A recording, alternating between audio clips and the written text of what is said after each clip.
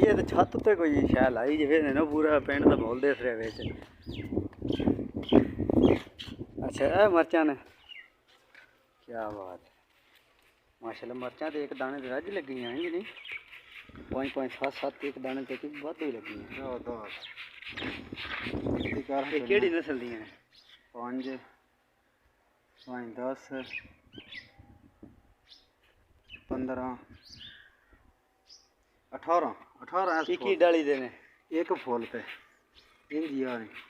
सही है ते की नस्ल दा कोई नाम दा नस्ल दा नाम दा छड़े बने इंपोर्ट कर लैनियां इंपोर्ट नहीं करदे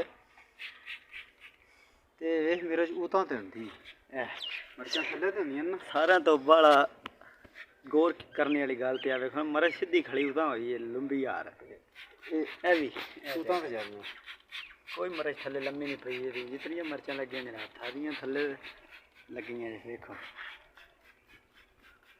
ए ककश करी थल्ले नहीं ये कई भाई बूटा नहीं हो बूटा नहीं बूटा हो रहा पत्ते तो पता लगता है है पत्थर वेख ते ओ दूजे दे वेख ओ पत्थर ओ भी थोड़े जिंदी ने पर ओ बूटा हो रहा है ओड़ा बूटा हो रहा है 3-4 बूटे जेड़े ने हो रहे देखो ऊपर बूटा निकल सारा ये हो रहा बेरी मरच है ना बेर मरच थल्ले लगी देखो कितना माशाल्लाह फल लगे